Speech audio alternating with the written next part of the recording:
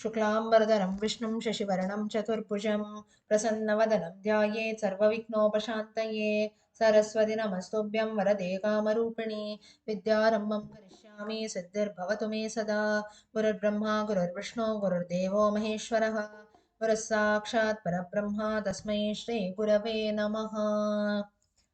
Okay, so we were looking at Brahmanda Purana, Brahma Vaivarta Purana, sorry, and we also finished learning Radha Kavacham last week. Whoever was not there, I have shared the audio on the group. Please learn it soon. And now we continue looking. So now a context comes in the Prathama Kanda wherein Narada wants to do tapasya on Lord Shiva. So last time, if you remember, little towards the end, we were discussing about the different uh, certain things which are eaten on certain days, and on certain days we avoid certain food items, right? So actually, before that, this is an ongoing conversation. The topic starts wherein Narada has a conversation with Lord Shiva, wherein Lord Shiva himself guides him on certain parts, saying that how tapasya should be done, how a life should be lived properly, and so on. Maheshwara or Lord Shiva guides to the extent that even when we use the washroom, there are certain rules that we follow, right? Or when we have to urinate also, or it can be anything. Whenever you have to use the washroom, it's not that we go about anywhere, right? Say you have maybe at our own houses we use the toilets, or even when you go to the public place also, usually we search for a maybe a public washroom or whatever it is. So, and just as simple habits are taught to wash your legs, wash your feet, especially after you use the washroom and so on. Or some people after, let's not say some people, rather every one of us, after we have our meals also, you should wash our feet and hands and so on. So we had all our ancestors and grandmothers, grandfathers who did this, but maybe we feel that why all such things we do. In fact, you have a verse which comes in, I think it should come in Srimad Bhagavatam, wherein a question is being asked that where will Kali Purusha live? When Parikshit asks this, Kali, he lives in certain places. For example, gold. He says, first of all, I live on your mukuta, which is made of gold. That's where in gold, that's why some people avoid buying gold. Though it is, you can say, very trustworthy investment, this, that, whatever you call it, still gold is something, or wealth, something which keeps attracting us, right? How much ever we have, we need more and more. Then it is always there at the back of our feet, it seems. That's the reason why whenever you go use the washroom, you have to actually wash your feet. And then, so these are certain places where Kalipurusha actually resides, it seems, and that's the reason why certain rules were followed. Now, apart from the religious aspect, a very practical thing of why we wash our hands and feet after using the washroom or before having food or even after having food is a very simple thing. At times when we use the washroom, just whenever we come out also, nothing should be there on our feet also, right? Usually the toilet floor can be dirty, or there can be some urine droplets, this, that, anything can happen, especially in case of old people. You see, they don't have a control, right? So at times it becomes outside also, something like that. So for such things usually, or such things, due to such things, it was told that after you use the washroom, you always wash your hands and feet, so for hygiene purposes. Similarly, after having food also, now in those times what used to happen, and now maybe in today's times we have our food also maybe sitting on a sofa or on a table chair also. But in those times, people used to sit on the floor and have food. So in that, at times what happens is usually it will be on a leaf plate or on normal plates also. So when we have food, automatically sometimes rice or whatever we have, it falls on our feet also, right? So that's the reason why our feet also is said to be washed after having food. So though you attach some religious aspect to it, there are certain rules that we follow in general also, and there is some logic and hygiene behind it. So Maheshwara here, he guides Narada on all these aspects also, where exactly urine should be passed, how adoration should be done, how meditation should be done, why it is said that you have to get up during Brahma Muhurta and so on. All that in detail Maheshwara tells in chapter 26. Further, Narada, he asks Shiva that you tell me something which should not be eaten by brahmanas or scholars, by householders, by brahmacharis, by widows, and so on. And you also tell me their duties, which they should do, what they should avoid, and so on. So Maheshwara Uvacha, he says, chapter 27. He says that some brahmanas, what they do is, or that is some scholars, on certain days of the week they will do upavasa, maybe on Ekadashi or something like that. And on other days of the week they will consume some raw things, that are there by just fruits or maybe inhaling air and so on. Just as Dhruva, when he did tapasya and Dhruva Charitam, as we know, he just consumed air, right? He was just living on air. So, therefore, such things are followed by brahmanas or scholars. Householders, what they usually do is they should always have food along with their partners, along with their wives. And so, similarly, depending on how we are, if you have a family, obviously you should have food along with your family. If you are living as a brahmachari or something like that, you will have maybe with your other student friends that are there. As a brahmana, you will always have some restrictions because you have to do tapasya and so on. Again, a very practical reason that is attached here is why usually you see sages or brahmanas and all, why do they do tapasya more? Or why do they observe a lot of fast and observances? Thing is, whenever you eat full, right, whenever you fill your stomach fully, and why they don't, why they eat only sattvic food and not other junk food and so on is, you yourself can see that every day when you have homemade food things are okay, but maybe one day or maybe continuously for a few days together, if you have food from outside or food from hotel, also if you're traveling out of town, immediately you can see the reaction in your body, right? Or it might not cause you health issues every time, but we can always make out the difference. There is a difference between consuming homemade food and food that we have from outside. Why? So it is more spicy, it will have more masalas, this, that, whatever it is. Right? So therefore, this is a difference. What happens is, and usually whenever we have food from a restaurant, you can make out that you will not feel hungry for a long time. Maybe every day you have dinner at the same time, but the day that you eat from a hotel also, you will not feel hungry for a longer period of time. Same day, if you eat from home, maybe after 1 or 2 hours or so, again you feel hungry because homemade food is light as compared to food from outside. So therefore, when you do this, it becomes difficult to concentrate. We immediately feel sleepy, right? You have a lot of food from outside also. Now I'm feeling sleepy, I'm feeling tired, and so on. You don't feel like doing anything. So therefore, brahmacharis and brahmanas, scholars also, they used to always avoid such foods, sattvic food, simple food, just to live, just to survive. And on certain days, why they used to observe vrata observances, they used to just live on fruits and so on, is so that their tapasya, their studies, their swadhyaya, everything can be performed properly. More focus is not on consuming food and then taking care of our health and so on. So this is so whatever happens is, everything was always mentioned. Whatever has been mentioned in our scriptures, everything has got a very practical reason behind it. Then further, Shiva says that whatever you offer as food, normal food which is cooked, it should always be observed as Nevidyam, and then only Nevidyam to Lord Vishnu or any Lord, whoever is there, only then it should be consumed. So therefore, there are all these are different certain practices that have to be done.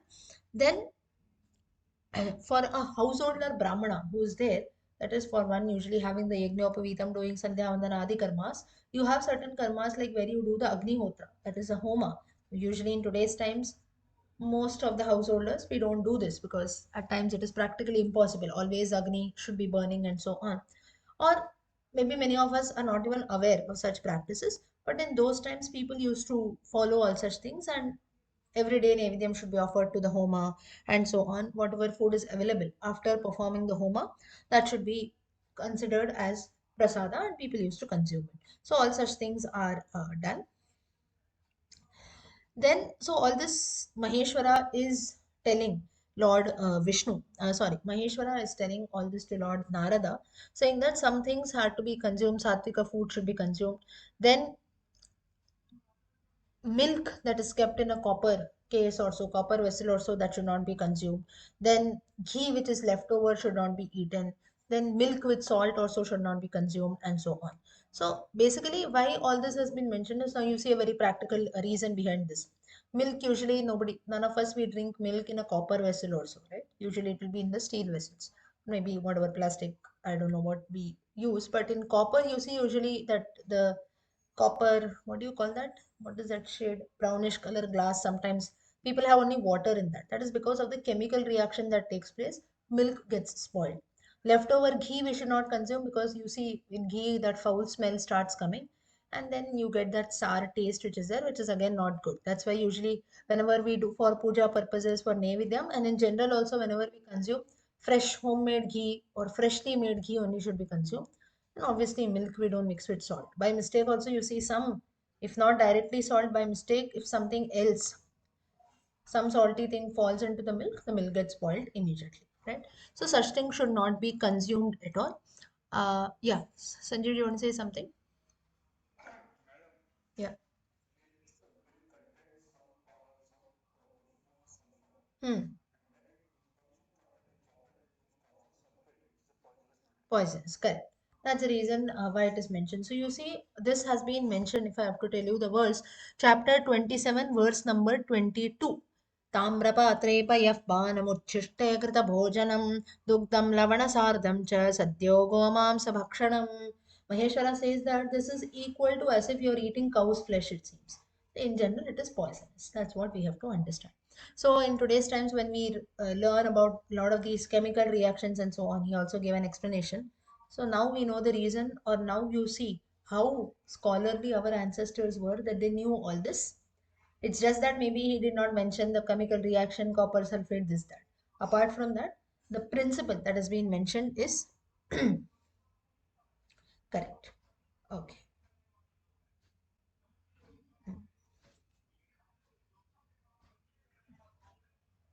One second.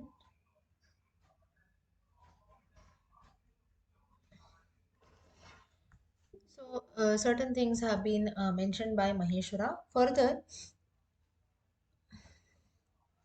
in certain months of the year or in certain nakshatras like the Mrigashirsha nakshatra, Moola nakshatra, and so on, meat consumption is uh, avoided. Then a woman cooking during her menstrual cycle, or maybe there is some ashaucham in the family during such times. That's why food, when it is such food, should not be consumed. Now, why it has been mentioned again, if you associate a reason, a good reason to this is a practical reason rather. Whenever a death takes place, also we don't light the gas, right? Now, first of all, we don't feel like doing that because the mental state is not good. Another reason is um, when the dead body is there inside the house, you have lot of bacteria and so on that is there, which actually affects the food that we have. Then secondly, there is one more aspect is, now when there is a death also in the family, the house is full of negative vibrations, right? People are maybe crying or nobody is happy at that time. So even the environment around us affects the food that we have. You see, whenever you go to restaurants or so, you go to a hotel or so, we choose the hotel also, right? You don't just go to any random hotel. There is something called ambience. You'll see people using this term. "No, the ambience of this hotel is very good." What is the ambience? Ambience is the environment. Maybe you have some music or something like that. You feel like going there, or it should be clean, it should be tidy, and so on.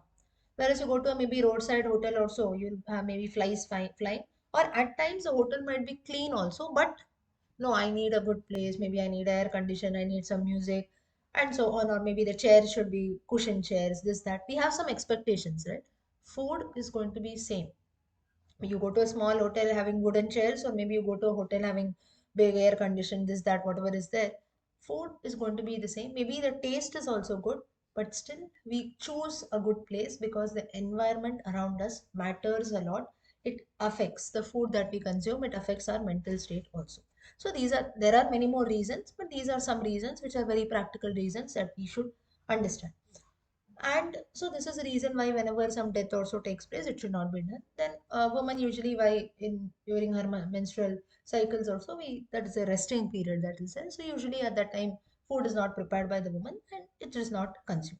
So whatever these practices that are there, eatables and non-eatables, which have been mentioned in chapter 27, it shows that wherein Maheshwara, Shiva himself tells Narada that these are certain rules which should be followed by householders, women, brahmacharis, and in general all people of the society. So that's why even till date when we follow certain traditions or so, there are some reasons why we do that, or why after after going to the smashana, why do you actually take a bath also? Because you have so many dead bodies there, so much of germs, bacteria, you come across so many people.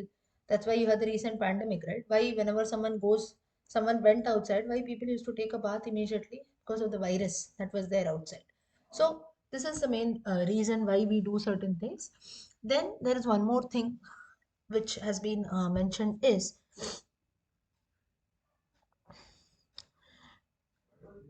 it will lead to sin, it seems, if one sleeps during the day. For people belonging to all four Varnas. Ratrau cha daribhaksham cha shayanam sandhyayordine. Rajaswala Stri Gamanametan Naraka Karanam. Now, for all those who sleep during the afternoon time, you have to be careful. Now, why this has been told is many times what happens is the sleep that you get during afternoon is more peaceful, or you can say it is you get sleep is something at night you won't get that peaceful sleep which you get during afternoon, right? Because afternoon time usually most of us we are tired also, and then you need that rest. But then it is as if we waste a lot of time during daytime. We must not sleep because the day is still going about. So night time, anyways, you can rest. So such things are told, and even enjoying the pleasures along with one's partner and so on. All such things should not be done during daytime.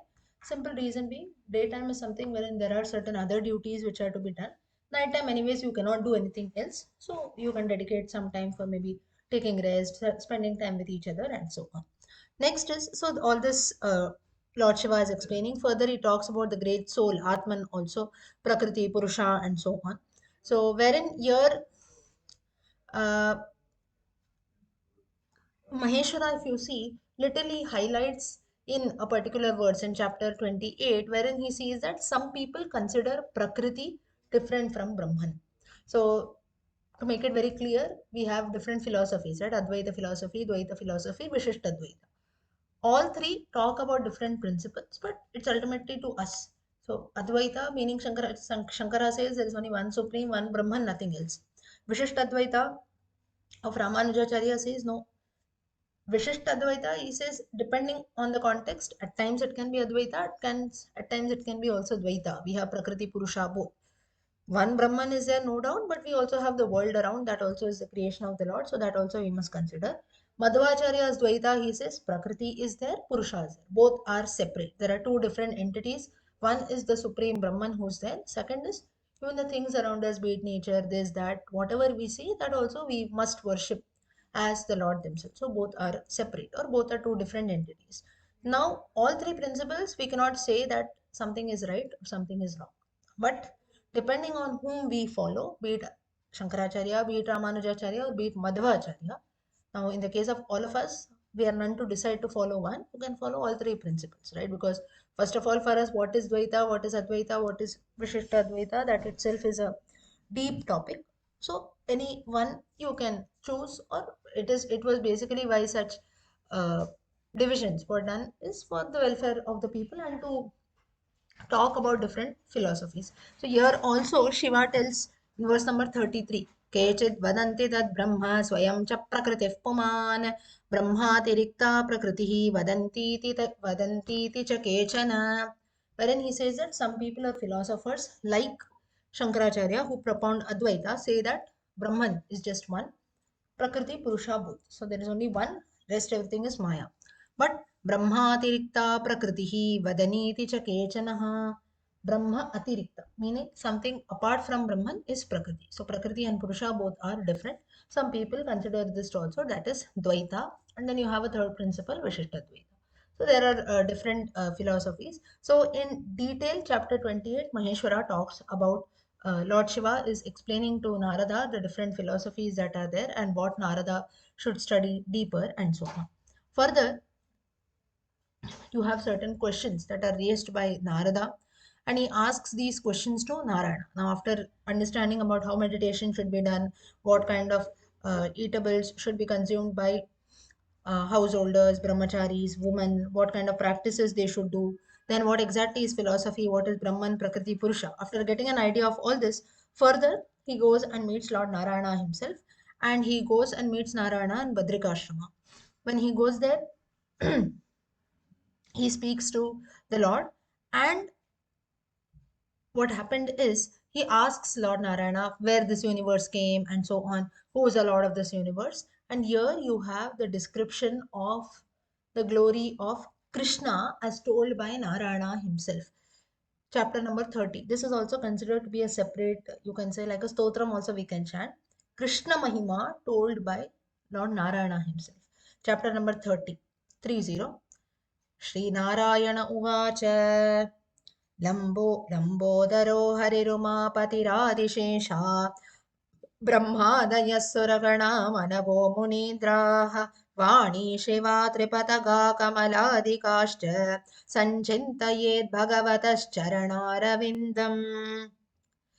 Lord Narayana says, the Lord whose feet are worshipped by Ganesha, or on whose under the feet of, you can say near Ganesha, Vishnu, Shiva, Adishesha, Brahma, other gods, Manu, Saraswati, Gauri, Ganga, Kamala, Kamala, Lakshmi, all other goddesses who are at the feet of the Lord or who adore the feet of the Lord, that Lord is none but Krishna himself. This is Lord Narayana, he says. Now, as I told you earlier also, in the Brahma Vaivarta Purana, Krishna is considered to be the supreme Lord. Therefore, you have verses wherein Sri Narayana he talks about this.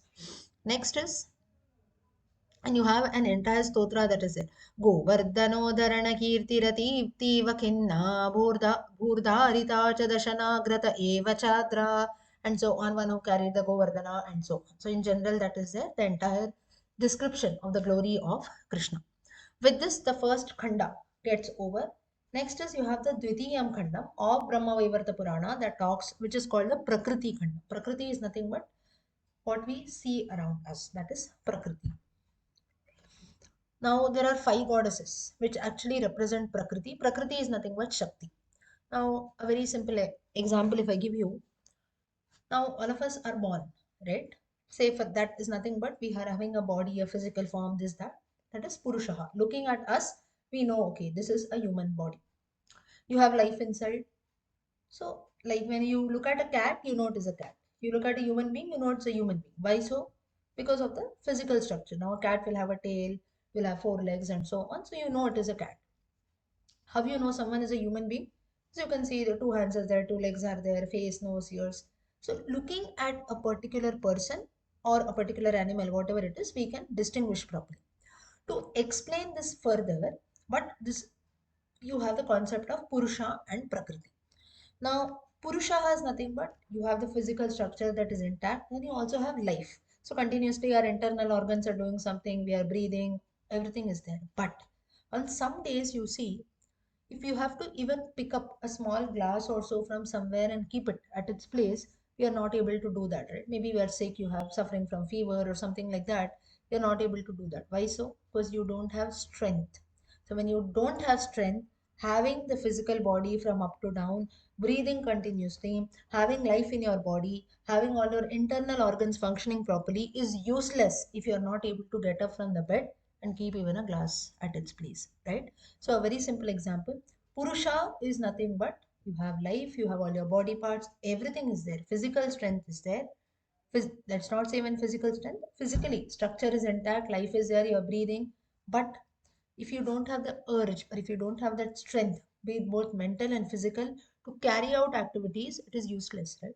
You see, some people who are maybe mentally disturbed or have some physical handicap also, they feel, of course, now maybe they lead a life in a very different way also. We should not look at them with a low mentality, but they are somewhat different, right? And then they cannot do, they don't know what is happening at all, especially mentally disturbed people also. They're not aware of anything. So for such a person, it is like you just have a body, you have a physical form, everything is there, but you cannot live to that level of a human being, right? You cannot do anything like a normal human being. You cannot use your brain, mind, nothing, everything is useless. So Prakriti is nothing but strength that we have, or the will to do things, right? Now in this Puranas also, if all of you wish to listen, you have a body, you have all the resources, you have internet connection, you know that I'm going to tell you about the Puranas, everything you know. But at 9 o'clock, if you don't feel like logging in, having all the previous things, having all the resources is useless, right? So this is the importance of Prakriti or strength that is there. Could all of you understand the concept of Prakriti and Purusha? Just give you easy examples. Yeah, yeah. So five goddesses specially represent. So Prakriti is nothing but Shakti. You can consider that is Durga, Radha, Lakshmi, Saraswati, and Savitri. Okay. So these five goddesses, they represent nothing but Shakti. That's the reason why women in the family are considered, or woman is the one who runs the family, or only when there is a woman in the family, the house becomes a home, and so on, we say, right? So this is a reason wherein goddess Shakti herself or Prakriti is seen in our houses when we have women around. Now, further, Narada here questions to Narayana, who is the creator of this Prakriti, how can you describe it, and so on. So, Narayana here says that in chapter number 1 of Prakriti Khanda, you have this, which is the Dvitiyam Khanda, that is the second Khanda. Narayana says that one who is able to form another. That is the reason Shakti or females only are able to reproduce, right? Why that Shakti is given only, or why that power is there with females, that is because they have the formation. They have the details about the formation. They can help in creating another being, and one who contributes to the process of formation or creation, you can say, is Prakriti. As per Vedic terms, also you have a definition wherein Pra stands for Sattva Gunam, Kra stands for Rajogunam, and Ti is for Tamogunam. So one, Prakriti. So one in whom all three gunas are there, that is nothing but Prakriti. So these are all the different definitions of Prakriti. So pra is actually, it represents creation, and kr is used for that which is created. To put it in simple terms, now creation around us, everything is good, right? But how people, now we are all beings who are created, we are born. World is good. The same world was there. And you can say earth was there, trees were there, everything was there even in Satya Yuga, even in Treta Yuga, even in Dwapara Yuga. Now the same is there even in Kali Yuga. 50 years back, 100 years back, your grandfathers also had the same world, right? Same time, 24 hours, everything was same. But today we complain about certain things. They also would have complained, no doubt. So everything is there around us. Whatever is being given to us is in the form of sattva. How we take that, that is something which is nothing but rajogunam. So pra is for creation, which is actually sattva gunam. Everything is good. Kriti is nothing but how the beings who are created, how we take it. So very simple example is, in our everyday life also, you have many things that are going about in the world, right? It is up to you to decide what you should take, what you should leave. If you just sit up and just complain, only evil things are happening, negative things are happening, bad things are happening, then you have to always lifelong be negative and you have to just sit and cry, right? But if you look at the good things that are there, then life seems to be good. So it is just the way we take up things. That is what has been explained here. Prakriti. Prakriti is nothing but the nature that we see around us. It is completely in your hands to decide how you take it up. If you have to look at evil things, you'll just be, "Oh, India is not a developed country, it is this, it is that, there is poverty, there are so many problems, the government is not functioning." These are all the negative things. But maybe it is a land of many cultures. You have unity. You have a lot of temples here. You have so many places to visit here. You have so many people, good people who are belonging to different, maybe their languages are different, way of life is different. Our scriptures talk a lot about our culture. These are all good things that are there. Now it's up to us to decide what you want to see. Whether a country which is having all different problems, or whether a country which is blessed with many other things, but only thing is, others, people from outside value the good things. We ourselves don't value that. That's the only difference. So, just one example to give you. So, Prakriti is nothing but, it is up to us to decide. Pra represents Sattva Gunam, that is creation, which is always good. But Kriti is we who are actually created. It is up to us to decide. Next is, you have in detail the description of Durga, Lakshmi, and so on. That is Shakti. Now, here you have the description of Lakshmi, who is there. Lakshmi, it seems that when she lives in heaven, she is known as Swarga Lakshmi because she lives in heaven. When she lives with kings, she is called as Raja Lakshmi, the different forms of Lakshmi, right? And when she lives with Grihasthas, householders, she is called as Griha Lakshmi. Okay, so this way, this is nothing but Shakti because we are talking about Shakti, Prakriti, and so on. We have the description, we have the detailed description. Then you also have the same about Radharani, one who dances Rasamandala Sambhuta, Rasamandala Mandita, Raseshwari Surasika, Rasavasa Nivasini, one who does the Rasa Krida, Rasa dance with Lord Krishna. That is nothing but Radharani herself. Then Ganga, you have the story of Ganga also that is told here. Ganga, very, very pure, pure river. All the holy places they get purified because of Ganga. And it seems that in the age of Kali, she is as if like dry wood, it seems, to burn all the sins. So to burn something, we need dry wood, right? Logs of wood. Similarly, Ganga, it seems she is wood, which in Kali Yuga burns away all our sins. It is in shloka number 69, Prakriti Khanda, chapter 1. Kalau Kalusha Shushketham Adahanayagni Rupini Yatpada Padma Sparshat Sadyah Puta Vasundhara. On this earth, the entire earth, it seems that gets purified by the touch of her feet. So, all this has been explained in this chapter, which talks about the story of Prakriti. Then the wife of Dharmadeva, is Murti. Now, who is Murti? Murti is actually a form of Lakshmi. So, Lakshmi has got two forms, Shrihi and Murti. So, one who is very adorable, worshipped by everyone, and so on. That is Murti. Now, here you can also understand this in a philosophical aspect. That is, Dharma is nothing but righteousness, right? So the wife of Dharma, that is when wealth or all prosperity is achieved in a dharmic way, that is in proper ways. You put in efforts, you put hard work, then you get some money. This is wealth that we achieve in a good form. So Murti maybe can be considered one who has got a lot of glory, one who is adorable, one who is worshipped by all.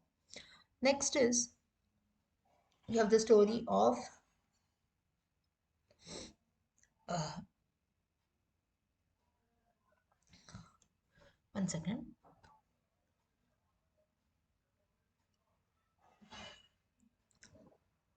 Yeah. Next, you have the story of Radha, the birth of Radha. Again, Narada questions to Narayana, how was Prakriti born? Now, mainly in the Brahma Vaivarta Purana, along with other goddesses, Radha Rani mainly is considered to be a form of Shakti. Now, so here the Lord says that Lord Krishna is considered to be Bhagavan. Narayana says here, Lord Krishna is considered to be Bhagavan. So Radha Rani has incarnated as Bhagavati. That is, just as I give you an example, just having a life is not enough, just having Purusha is not enough. You need Prakriti also equally.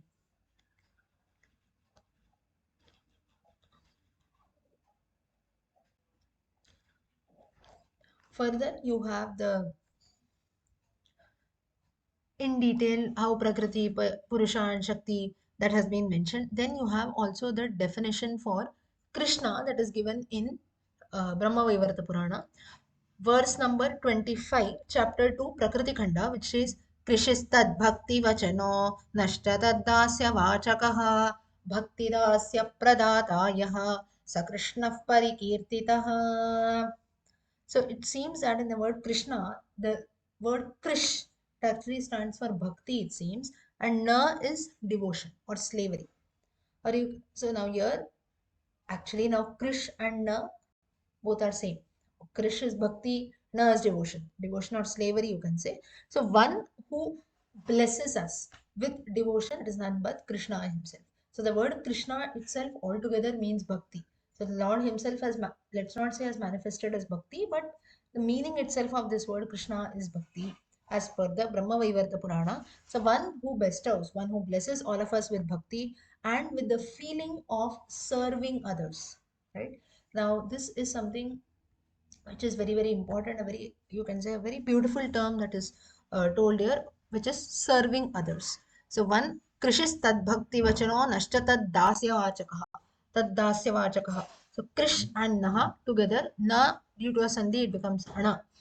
So Krishna, when put together, one who blesses us, or one who is the bestower of devotion, and to develop the feeling of dasya vachakaha, the feeling of serving others. Now that is whenever you look at a person, a needy person or so, automatically from our heart, karuna pours out, right? Or maybe we cannot afford much, but at least you can remove a 1 rupee coin and you give it to that person, right? Why do we do this? Or there are so many people who do some good activities, good things also. We feel like giving something, right? We feel like, okay, I will also help them. They are doing a noble cause also. Why not I contribute for that? Why do we feel so? Some we don't feel it always, right? Or some people don't feel this. But now, if we feel it on the excess side also, like you just look at anyone and just keep pouring money for each and everything, that is also wrong. But being in limits wherein you know that, okay, if I do something for a good cause also, it will always result in my own glory and I will be known, I'll be respected, and so on. In today's times, you have all this. Even if you work in a particular workplace also, you have such things, right? You have something called some charitable activities, or you have some social, for some social cause they tell you to contribute, or from the salary you have certain part which you can give it, which is used for charitable causes. Or when that, or even in schools also, when you have some, maybe like Diwali or something like that, the school tells no, you have some old clothes, toys also, you get it. Why such things are done? They will maybe give it to an NGO. This is to develop the amount of seva, and to know that yes, there are certain people, it's not that they cannot afford it or they're low than me, but it's just that I am blessed with maybe little more than few others who maybe don't have the things that I have. So because I have something more than what others have, maybe the other person may have something else which I don't have, but at least little basic necessities I'm blessed with that. So if the Lord has showed so much karuna on me, why can't I show little karuna on my fellow beings who don't have that much? This is only feeling that should develop, which increases, it seems, with Krishna Bhakti, that has been told in Brahma Vaivarta Purana. Bhakti towards any Lord, it seems. So here only one explanation you can consider is, when the Lord has blessed all of us, most of us, with at least basic necessities. Of course, all of us have our own problems, is that worries, there's no doubt on that, but at least to some extent, if you are blessed with good things, basic necessities, in spite of the different sins and wrongdoings that we do. Nobody is perfect. We, all of us, if you ask your own self, you know the amount, the list keeps going, list will keep going, right? The wrong things. Every day we commit some or the other sins, some knowingly, some unknowingly. But still, the Lord never stops showing karuna to us, right? That's why maybe even listening to something like the Brahma Vaivarta Purana itself is, or rather, should be considered to be a blessing from the Lord Himself. So when such things are told, why not we show karuna towards others? This is only difference between human beings and gods, right? Or the Lord Himself. Or you can consider even gurus. In spite of looking at someone suffering, also, if karuna doesn't develop in you, we have something called humanity, right? Or humane, that we say. We are not at all human beings at all then. If you don't feel, you don't look at others, you look at someone maybe who's suffering also. Maybe you need not help them always, but karuna or compassion, or at least feeling bad for that person, should always develop. So the very simple feeling here is, when we say dasya vachakaha, this term actually means the feeling of serving others, or feeling of doing little what I can. Some people will say, no, I cannot do anything, I cannot afford to help others. The Lord has shown so much karuna on you. Why can't you show little karuna on someone who is maybe not as blessed as us? So this feeling also develops and rather increases with Krishna Bhakti. This Lord Narayana himself is telling sage Narada. Then further you have the, one second,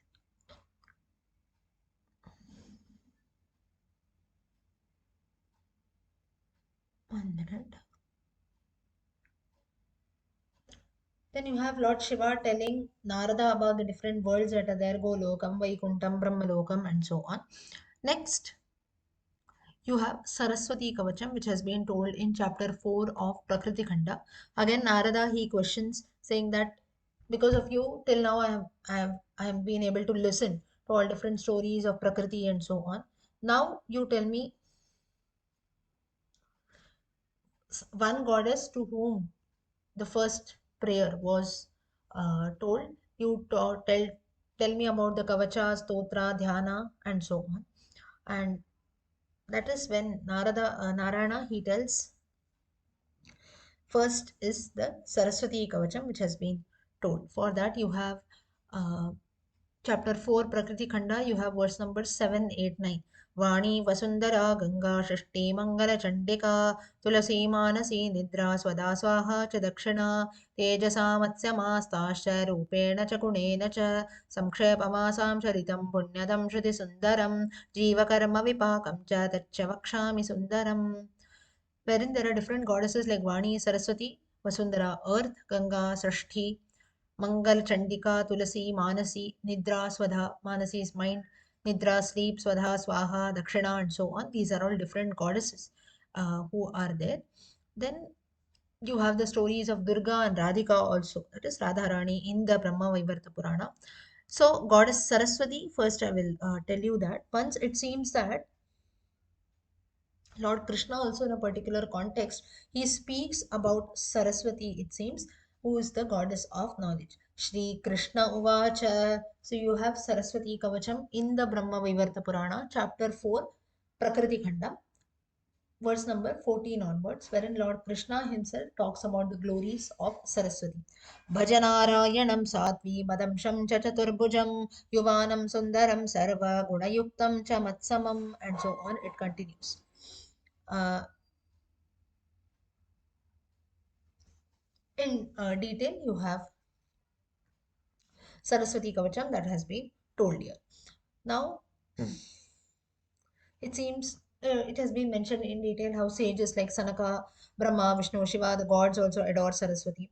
Then different types of puja. Shodasha puja is performed in the month of Magha every year to Lord Saraswati, it seems, and so on. So such things have been told in place uh, for Goddess Saraswati. Now, for Goddess Saraswati, there are certain shlokas, but this is actually prayer. Brahma Vaivarta Purana boasts about lot of kritis in place of Saraswati. Saraswati Kavacham mainly is very, very important. You have the mantra also. Those who want, you can make a note of the mantra. Chapter number 4 again. In that you have, one second, I'll tell you the main mantras. Verse number 74. Om Reem Saraswatyai Swaha Shiro me Patu Sarvataha Shrim Vagdevatayai Swaha Bhalam me Sarvadavatu. So here you have by chanting the mantra Shrim Reem Saraswati, the offering of faith is made. One second, I will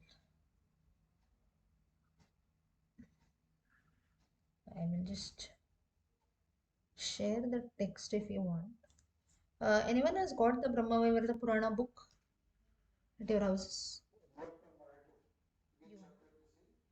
Chapter 4, Prakriti Khanda. Yeah. So I will also just share a PDF also on the group.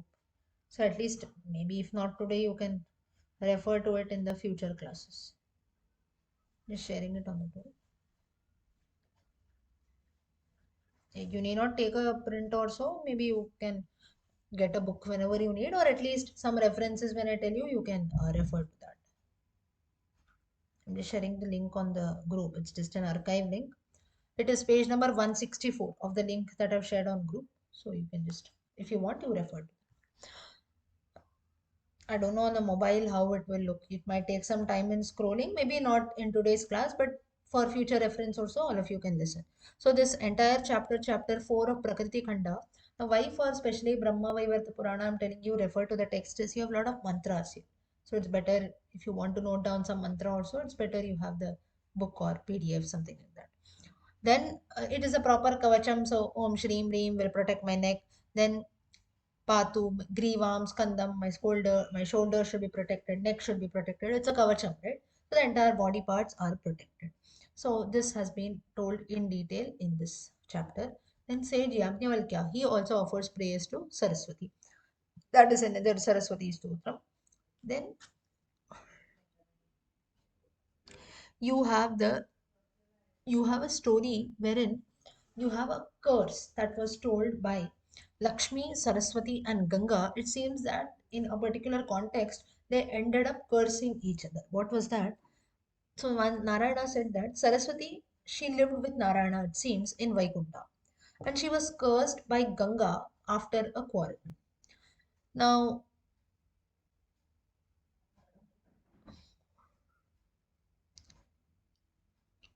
it is believed. Now, why this quarrel actually took place was Saraswati actually flows as a river. And before Ganga started flowing into the land of Bharata. Now, Ganga River, when she flows from Jannu, right? Jannu Padam, as we say, Jannavi. That is, she is actually not Jannu Padam, Vishnu Padam. So, you have from the feet of Vishnu, she flows down. So, basically, Ganga River is considered to be a ray of Lord Vishnu himself, Lord Narayana himself. So, obviously, Saraswati River was already flowing, a lot of ascetics, a lot of sages were doing tapasya on the banks of Saraswati Nadi and so on.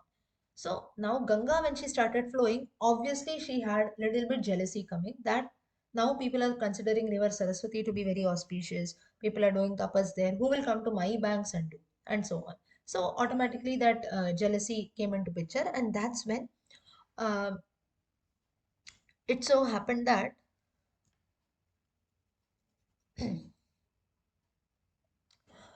in a particular context also, Ganga curses Saraswati. Now Narada here questions, he asked Narayana what exactly happened, why did Ganga curse Saraswati and so on. What is the reason? What was the controversy which happened? And now here Narada himself he tells that I want to know the reason, but it is little difficult. If I have to scroll through all the Puranas and know the reason, it is little difficult. Sudurlabam Puranesho Tanme Vyakhyatum. Now, if I also tell you that no, this is mentioned in, it's a Puranic story. If I just tell you some story and I tell you it's a Puranic story, if you have to go through all the 18 Puranas, all the other Upapuranas also, how difficult it will be, right? All of us will just leave it. Huh? Forget it. She told it's from a Purana, I agree. Right? So Narada also he tells the same thing. He says that it becomes difficult to scroll through all that. So now you only explain. So Narayana he says, Narada, listen, I'll tell you the story. So in those times, it seems that Lord Vishnu had three wives, Ganga, Saraswati, and Lakshmi. This is reference as per Brahma Vaivarta Purana. So a little bit you can, in those times, maybe it was considered that way. So once it so happened that Ganga, she very nicely, she went to Lord Vishnu and she was looking at his face very lovingly, it seems. Lord Vishnu also was very smiling. Looking at this, Lakshmi, she did not care. But Saraswati, she could not tolerate this, that my husband is looking at some other woman. So it seems that looking at that Saraswati was getting angry, Lakshmi tries to convince her, saying that console her, saying that it's okay. It's we have got three wives and so on. So sorry, Lord Vishnu has got three wives. All of us are together. So you should not do this. But Saraswati, it seems that she was burning in anger. She could not bear. And in that, what was happening is she then said to Vishnu that one, the husband who's actually religious minded, who's very good, he will treat all his wives equally. But one who is opposite of this is actually a very wicked person. So therefore, Saraswati directly tells Vishnu that I know that you're more attached to Ganga, and that's why she is becoming more virtuous also, and you're also equally attached to Lakshmi, but you're not at all attached to me.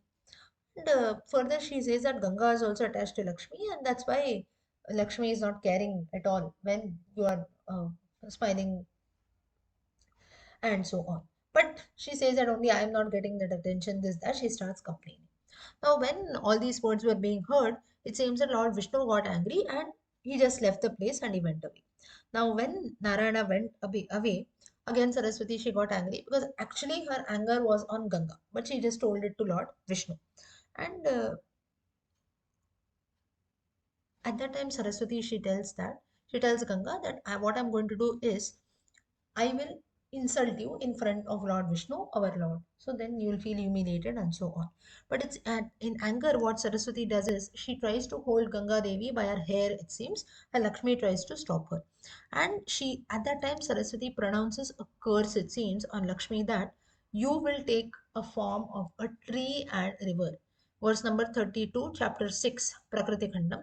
Shashapavaणीं तां पद्मा महाकोपवती सती वृक्षरूपा सरिद्रोपा भविष्यसि न संशयः. Saraswati says that you will be born as a tree and a river. So therefore, what happened is she stood. It seems that because you came in between, you stopped both of us. So therefore, you just keep stopping. You stand still like a tree and just don't speak anything. In spite of all this curse that was being done, Lakshmi did not curse her back, and she just stood there. And Ganga then spoke to goddess Lakshmi that you leave this woman. Now Ganga she got angry. So Ganga felt that Saraswati has already cursed Lakshmi, but still Lakshmi did not curse her back. So Ganga said that Saraswati is a wicked woman. What she will do to me? Just because she is a goddess of speech, she's just quarreling with me, she's just shouting at me, this, that, and so on.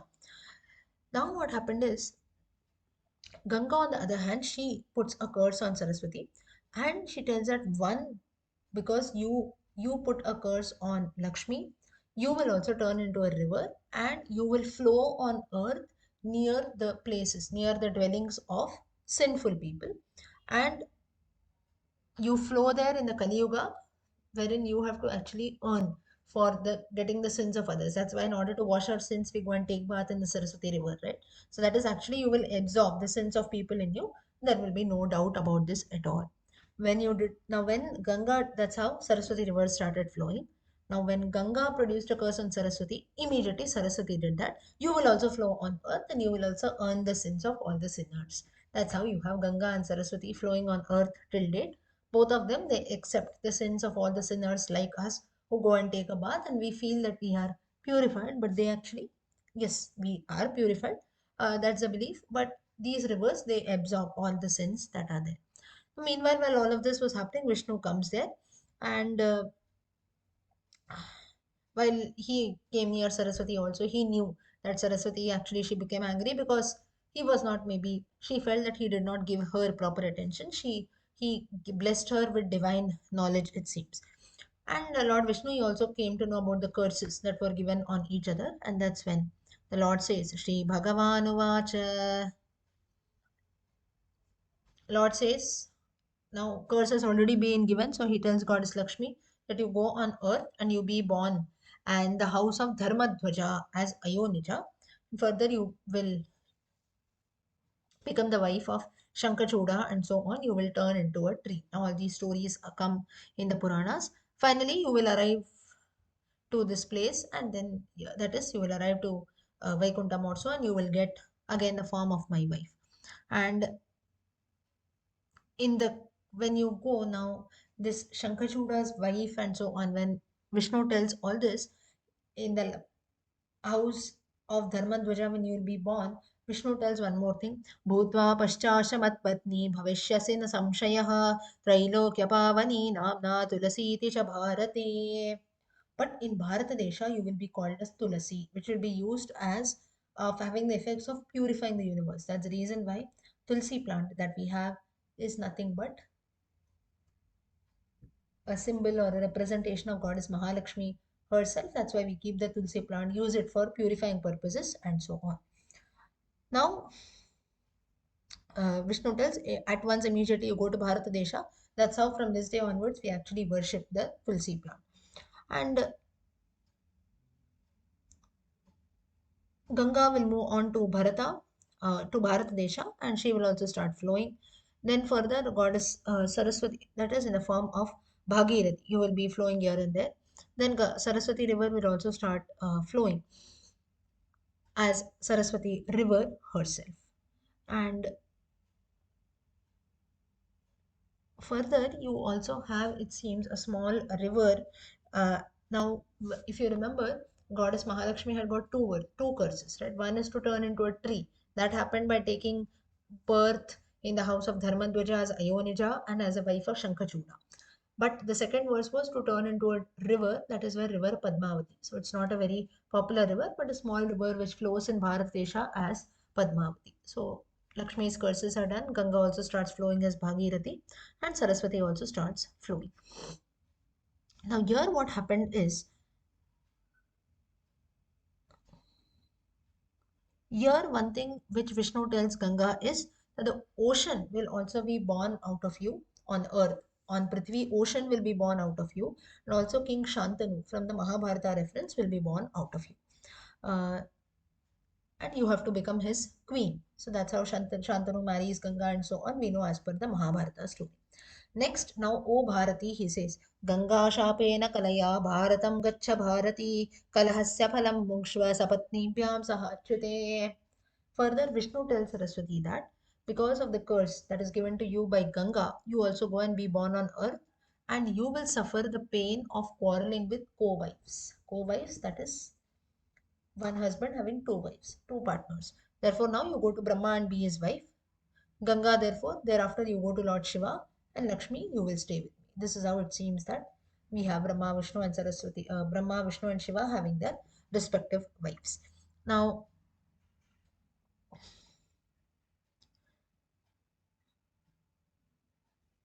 here, after all this quarrel that was taking place, Vishnu tells one more statement. Stri pumyacha yesham grihinam stri vashappuman nishphalam janma vaitesham ashabam cha pade pade. Chapter 6, Prakriti Khanda, verse number 57. It seems that in a house where a man starts behaving like a lady and a lady starts behaving like a man, it is considered to be inauspicious. What's the meaning of this? We must not go on the physical aspects or and so on. But one, if he does not stick to one's own nature, then it will lead to problems. That is now maybe now sometimes people consider themselves to be too smart, right? Let's not say only a man and woman. In general, now we know, if I know that my expertise is in something else, but I do something which I don't know at all, obviously it's going to lead to my own downfall, right? But people, what they do is they just for name, fame, and so on, they don't know anything, but they'll end up doing things, and ultimately it will lead to their loss. So therefore, person should always take care, otherwise it leads to such quarrels that are there, cursing each other and so on. Now, because of this, the pain of quarreling with co-wives, this reference also comes in, it's not there in the Brahma Vaivarta Purana, but if you remember, in Kanchipuram, when Lord Brahma decides to do tapasya, Saraswati Devi will be busy in her concerts and so on. He ends up marrying Savitri. There also Saraswati, she gets angry. That can also be because of this curse that was told by Vishnu, that you'll always be quarreling with co-wives that are there. And there is where she again flows as a river in the form of Vegavati, full of anger, full of speed, full of rage. She flows in the city of Kanchipuram today. Further, you also have the stories of, so this, then you have different conversations taking place between between Saraswati, Lakshmi, Ganga, and so on. Next, you have the story of Kali Yuga, and also the Rasa dance or Rasa Krida of Krishna that takes place. So today time is up. Let us stop here.